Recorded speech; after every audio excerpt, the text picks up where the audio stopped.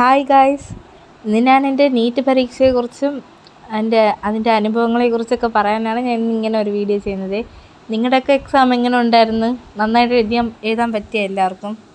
പിന്നെ 2-3 മാസമായിട്ട് എനിക്ക് വലുതായിട്ട് വീഡിയോ ഒന്നും ഇടാൻ പറ്റിയില്ല. കാരണം നമ്മുടെ ലാസ്റ്റ് ടൈമല്ലേ, എക്സാമൊക്കെ അല്ലേ വരാൻ പോണത്. അങ്ങനെയൊക്കെ ഇച്ചിരി കൂടെ നന്നായിട്ട് പ്രിപ്പയർ ചെയ്യാമെന്നൊക്കെ വിചാരിച്ച്, പിന്നെ അതിനിടയ്ക്കുള്ള പല ഡിസ്ട്രാക്ഷൻസ് എല്ലാം കാരണമാണ് ഇടയ്ക്ക് വിചാരിക്കും വീഡിയോ ഇടണമെന്ന്. പക്ഷേ ഇതൊക്കെ കാരണം വീഡിയോ ഒന്നും ഇടാൻ പറ്റിയില്ല. എനിക്ക് നീറ്റ് പരീക്ഷ എങ്ങനെയെന്ന് ചോദിച്ചാൽ എനിക്കൊരു ആവറേജ് ആയിരുന്നെന്ന് പറയാം. എന്നാലും എന്നുവെച്ചാൽ ഞാൻ ഇച്ചിരി കൂടെ വിശദമായിട്ട് പറയാം. എനിക്ക് ഫിസിക്സ് എന്ന് വെച്ചാൽ ചില ക്വസ്റ്റ്യൻസൊക്കെ കണ്ടപ്പം ഇത് കണ്ടിട്ട് പോലും ഇല്ലാത്ത ഫീലായിരുന്നു. അതെനിക്ക് ഇച്ചിരി ക്വസ്റ്റ്യൻ പ്രാക്ടീസിൻ്റെ കുറവുണ്ടായിരുന്നു. ചിലപ്പോൾ അതുകൊണ്ടുമല്ല ആയിരിക്കും. ചില ക്വസ്റ്റ്യൻസ് കണ്ടപ്പോൾ കണ്ടിട്ട് പോലും ഇല്ലാത്ത ഫീലുണ്ടായിരുന്നു. പിന്നെ ബയോളജി എന്ന് പറയണത് ക്വസ്റ്റ്യൻസൊക്കെ കണ്ടപ്പോൾ ഈസി ആയിരുന്നു. പിന്നെ ബയോളജി നമുക്കറിയാമല്ലോ, ഇച്ചിരിയും കൂടെ വ്യക്തമായിട്ടൊക്കെ വായിക്കണം. അങ്ങനെ എനിക്കാണെങ്കിൽ പരീക്ഷയുടെ തലേ ദിവസം പരീക്ഷയ്ക്കൊക്കെ നല്ല പനിയൊക്കെ ആയിരുന്നു. പരീക്ഷയുടെ തലേ ദിവസം എനിക്ക് എണീക്കാൻ വയ്യാതെ റിവൈസ് ചെയ്യാൻ പോലും വയ്യാതെയാണ് ഞാൻ കടത്തായിരുന്നു മൊത്തം. അപ്പം അങ്ങനെ റിവൈസ് ചെയ്യാൻ പറ്റാത്തതുകൊണ്ട് അങ്ങനെ ചെറുതായിട്ട് എനിക്ക് ഒരു ഇത് ഫീൽ ചെയ്തു. ഒരെന്തോന്നെന്ന് പറയാൻ ഇച്ചിരിയും കൂടെ നോക്കിയിരുന്നെങ്കിൽ ആ പാഠങ്ങളൊക്കെ റിവൈസ് ചെയ്തെങ്കിൽ നന്നായിരുന്നേനെ. അത് സാധാരണ നമുക്ക് എല്ലാവർക്കും അങ്ങനെ ആയിരുന്നല്ലോ. നമ്മൾ ഏത് സബ്ജക്റ്റാണ്, നമുക്ക് ഏത് ചാപ്റ്ററാണ് നോക്കാനുള്ളത്, അവിടെ നിന്ന് ഇച്ചിരിയും കൂടെ ക്വസ്റ്റ്യൻസ് വരണ പോലെയൊക്കെ വരുമല്ലോ എക്സാമിനൊക്കെ. അങ്ങനെ ബയോളജി അങ്ങനെ എനിക്ക് കുറച്ചും കൂടെ റിവൈസ് ചെയ്യാനുണ്ടായിരുന്നു. അതുകൊണ്ട് ബയോളജി എനിക്ക് ഭയങ്കര ഈസി അല്ല, എന്നാലും ഒരു ഈസി എന്നും പറയാം. ഇതൊന്നും കൂടെ റിവൈസ് ചെയ്തിരുന്നെങ്കിൽ ആ തലേ ദിവസം എനിക്ക് കുറച്ച് പടം കൂടെ നോക്കണ്ടായിരുന്നു. അതും കൂടെ നോക്കിയെങ്കിൽ നല്ലതായിരുന്നേനെ. പിന്നെ കെമിസ്ട്രി എന്ന് വെച്ചാൽ എനിക്ക് റിവൈസ് ഒന്നും ചെയ്യാൻ പറ്റാത്തതുകൊണ്ട് ഞാൻ വിചാരിച്ചു ഭയങ്കര പാടായിരിക്കുന്നു. എന്നാലും ഭയങ്കര പാടായിരുന്നില്ല, എന്നാലും ഒരു ആവറേജ്. ഇതെല്ലാം ഒരു കണ്ടപ്പോൾ എനിക്ക് മനസ്സിലായെന്ന് വെച്ചാൽ എനിക്ക് ഏതായാലും ഇപ്രാവശ്യം ഗവൺമെൻറ് സീറ്റ് കിട്ടില്ല. അതെനിക്ക് ഉറപ്പായി ഈ നീറ്റ് എക്സാം കഴിഞ്ഞിറങ്ങിയപ്പോൾ തന്നെ. അപ്പോൾ ഞാൻ ഒന്നും കൂടെ റിപ്പീറ്റ് ചെയ്യാനാണ് വിചാരിക്കുന്നത്. നിങ്ങളുടെയൊക്കെ അവസ്ഥ എങ്ങനെ? നിങ്ങൾക്ക് ഇപ്രാവശ്യം എത്ര മാർക്ക് അങ്ങനെയൊക്കെ കിട്ടുമെന്നൊക്കെ നിങ്ങൾക്ക് തോന്നുന്നു? പിന്നെ വന്നിട്ട് എനിക്കാണെങ്കിൽ 2-3 മാസം വരയ്ക്കും വീഡിയോ ഒന്നും ചെയ്തില്ലല്ലോ ഞാൻ. അതിൻ്റെ കാരണമെന്ന് പറയണത് ഈ ഇടയ്ക്കുള്ള ഡിസ്ട്രാക്ഷൻ. പിന്നെ ലാസ്റ്റ് സമയത്തിൽ ഇച്ചിരിയും കൂടെ നന്നായിട്ടൊക്കെ പഠിക്കാമെന്ന് വിചാരിച്ച്. പിന്നെ ഞാൻ ഓൺലൈനായിട്ടിപ്പോൾ ആയപ്പോഴത്തേക്കും വിചാരിച്ചതെന്ന് വെച്ചാൽ വീട്ടിൽ ഇരുന്ന് ഒരു കാര്യവും ഇല്ലാതെ, ആരെ കാര്യം അന്വേഷിക്കാതെ, ഡിസ്ട്രാക്ഷൻ ഇല്ലാതെ അങ്ങനെ ലാസ്റ്റ് സമയമൊക്കെ പഠിച്ച് തള്ളാന്നൊക്കെയാണ് വിചാരിച്ചത്. ആ പേരിലൊക്കെയാണ് വീഡിയോ ഒക്കെ ഇടാതിരുന്നത്. പക്ഷെ അവസാനമായപ്പോഴത്തേക്കും നമുക്ക് വേണ്ടി ഉണ്ടായ പരിപാടി അങ്ങനെ കണക്ക് ഓരോന്നും വരാൻ തുടങ്ങി. നമ്മളും പങ്കെടുക്കാൻ മാത്രം വേണ്ടി ഉണ്ടായത് കണക്കാണ് ഓരോന്നും വന്നു തുടങ്ങിയത്. കല്യാണം, ഉത്സവം, അത് ഇത് എല്ലാം ആ സമയത്താണ് നമുക്ക് കൂടുതലും വരുന്നത്. ആ സമയത്ത് നമ്മളെ പിടിച്ചാൽ കിട്ടാത്ത അവസ്ഥ പോലെയായി. നമ്മൾ അതിനൊക്കെ പോകാതിരിക്കാമെന്ന് വിചാരിച്ചാൽ നമുക്ക് അതിനും പറ്റൂലല്ലോ.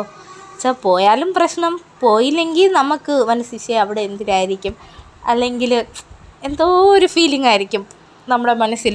പോയാൽ പോവണ്ടായിരുന്നു അങ്ങനെ ഒരു ഫീലിങ്ങും ഉണ്ടാവും. അതുമാത്രമല്ല, നമ്മൾ പോകാതിരുന്നാൽ ചിലർ പറയും നമുക്ക് മാത്രമേ പഠിത്തമുള്ളൂ, വേറെ ആർക്കും പഠിത്തം ഇല്ലേ, അങ്ങനെ പറയും. നമ്മൾ എന്തെങ്കിലുമൊക്കെ അവരൊക്കെ പറയും.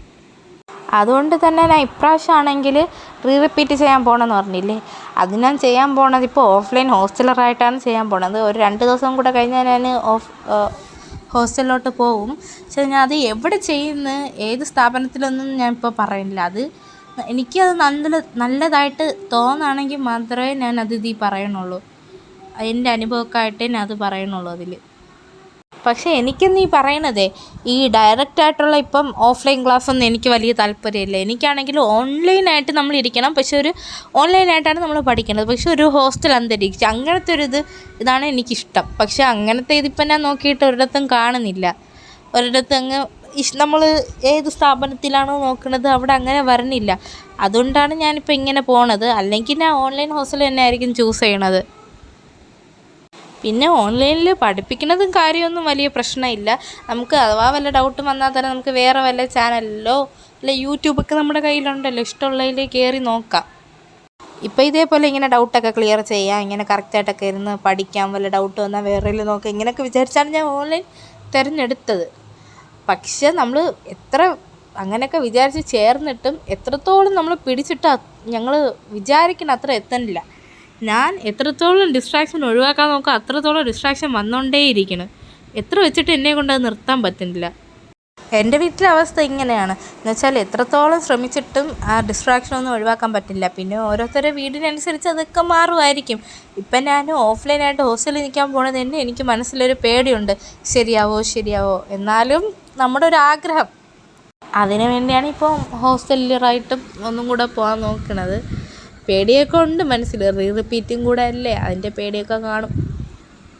പിന്നെ വേറൊരു കാരണം വരുന്നത്, ഞാനാണെങ്കിൽ ഈ ആൻസർ കീ ഇറങ്ങിയിട്ട് ഇതുവരെയായിട്ട് ഞാൻ എന്നുവെച്ചാൽ ഓരോരോ യൂട്യൂബ് ചാനലിൽ ഇങ്ങനെ ആൻസർ കീ ഒക്കെ വന്നിട്ടുണ്ടല്ലോ, ആൻസർ കീ ഒന്നും ഞാൻ ഇതുവരെയായിട്ട് നോക്കിയിട്ട് പോലും ഇല്ല. കാരണം എനിക്ക് എന്തോ ഒരു പേടി നോക്കാൻ. ഏതായാലും എനിക്ക് എക്സാം കഴിഞ്ഞപ്പോൾ മനസ്സിലായി എനിക്ക് ഇപ്രാവശ്യം ഗവൺമെൻറ് കിട്ടില്ല. ഏതായാലും ഞാൻ ഗവൺമെൻറ് തന്നെ നോക്കണം, പ്രൈവറ്റ് ഇതുവരെയായിട്ടും പ്രൈവറ്റായിട്ട് നോക്കാൻ ഉദ്ദേശമില്ല. അതുകൊണ്ട് പിന്നെ ആൻസർ കീയും നോക്കാൻ ഒരു പേടി. ഏതായാലും നമുക്കൊരു ധാരണ ഉണ്ടല്ലോ, അതുകൊണ്ട് ഒരു പേടിയാണ് ആൻസർ കീ നോക്കാൻ ഇപ്പോഴും. ഇതിനായിട്ട് ഞാൻ ആൻസർ കീ നോക്കിയിട്ടില്ല. പിന്നെ ഞാൻ ആദ്യം പറഞ്ഞ പോലെ എനിക്ക് എക്സാമിൻ്റെ അന്നും പനി ഉണ്ടായിരുന്നു. പിന്നെ ആ പനി ഉണ്ടായിരുന്നതുകൊണ്ട് എനിക്ക് ഇരിക്കാൻ ബുദ്ധിമുട്ട്, പിന്നെ എൻ്റെ കഴുത്ത് വേദനയും പ്രശ്നങ്ങളൊക്കെ അത് കാരണമുള്ള വേറെ ബുദ്ധിമുട്ട് എക്സാം ഹാളിൽ വെച്ചുണ്ടായിരുന്നു. അതും പിന്നെ പനി എല്ലാം കൂടെ സൂപ്പറായിരുന്നു അന്ന് എക്സാം. അപ്പോൾ ഇതൊക്കെയാണ് എൻ്റെ നീറ്റ് എക്സാമിന് മുന്നേ ശേഷമൊക്കെ ഉള്ള ഒരു അനുഭവം. ഇനി ഞാൻ ഹോസ്റ്റലിൽ പോയിട്ട് 2 ദിവസമൊക്കെ കൂടെ കഴിയുമ്പോഴത്തേക്കും ഞാൻ അവിടെ ഹോസ്റ്റലിൽ പോകും. ഇനി അവിടെ നിന്ന് വന്നിട്ട് ഞാൻ എൻ്റെ അവിടുത്തെ എക്സ്പീരിയൻസൊക്കെ ഷെയർ ചെയ്യാം ഞാൻ അവിടെ നിന്ന് വരുമ്പോഴൊക്കെ. Thanks for watching.